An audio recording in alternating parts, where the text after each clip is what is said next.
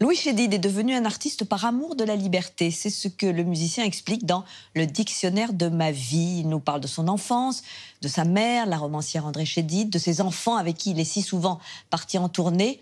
Un auteur-interprète attachant et des chansons qui nous accompagnent depuis des années.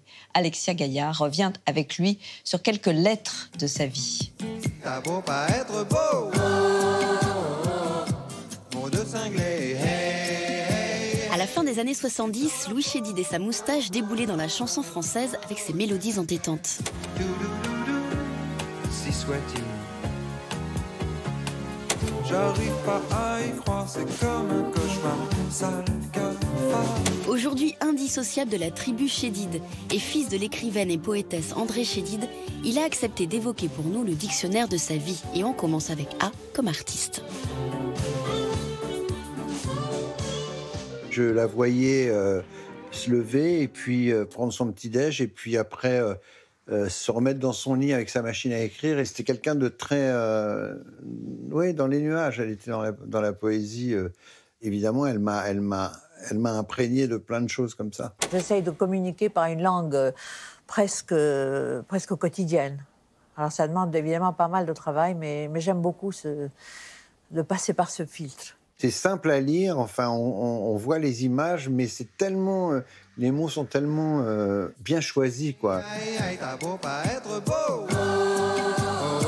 Et j'ai découvert Cyrano avec le fameux Daniel Sorano. Ce nez qui des traits de son maître a détruit l'harmonie. Il en rougit le traître. C'est un grand amoureux, c'est un grand sentimental, c'est un poète, enfin voilà, en un seul personnage, il est tout.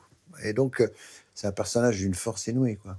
Je vous préviens, cher Myrmidon, qu'à la fin de l'envoi, je touche. Je suis en train de faire un musical de Cyrano. Je suis très content, ça m'amuse beaucoup et c'est très passionnant à faire. Vraiment, vraiment. Vous savez déjà qui sera Cyrano ? Je le sais, mais je vous le dirai pas. Non, parce que c'est pour fin 2019, donc... T'es parti sans nous dire au revoir. C'était au début, quand je démarrais, je faisais l'Olympia. En sortant de scène, quelqu'un m'avait dit « Tiens, il y a Patrick Devers dans la salle. Il a beaucoup aimé ton passage. » Et bon, j'ai dit « Ah bon ?» Et moi, j'avais vu quelques semaines avant La meilleure façon de marcher, qui était un film de Claude Miller, qui était vraiment formidable, où il était formidable. C'est un acteur hors pair. Enfin, pour moi, c'est un des acteurs d'instinct les plus français.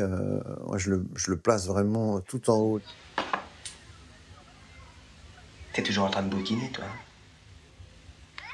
Les livres, c'est de la branlette. Mon pote. Viens, on se tire.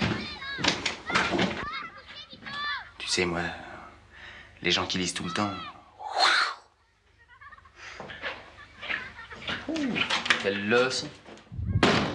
J'aimais beaucoup ce type-là, et quand il est parti, ça m'a ébranlé terriblement, ça m'a fait faire une chanson. Les absents ont toujours tort, ça s'appelle. Ceux qui restent ont toujours raison. Si va la mort, les absents ont toujours tort.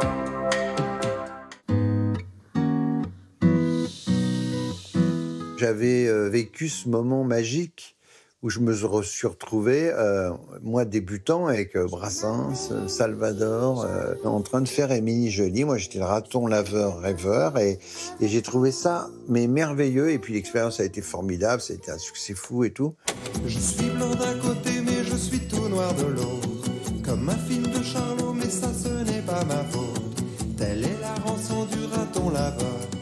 Je me disais souvent, c'est quand même étrange que depuis Émilie Joly, il n'y a rien eu. Un jour, je me suis dit, je veux essayer de faire ça, j'ai envie de faire ça, ça me plairait de faire quelque chose qui soit totalement en dehors de ce que je fais d'habitude, etc.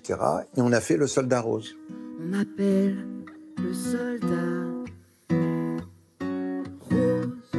Et on ne s'attendait pas à ça, parce que franchement, c'était un truc qui était fait d'une manière très artisanale. Ça a été un gros succès.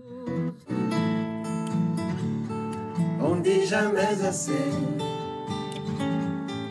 aux gens qu'on aime. On a senti que c'était le moment de le faire et on s'est retrouvés tous les quatre sur scène. On a vécu un truc évidemment exceptionnel, parce qu'en plus, quasiment Très peu de gens ont vécu un truc pareil.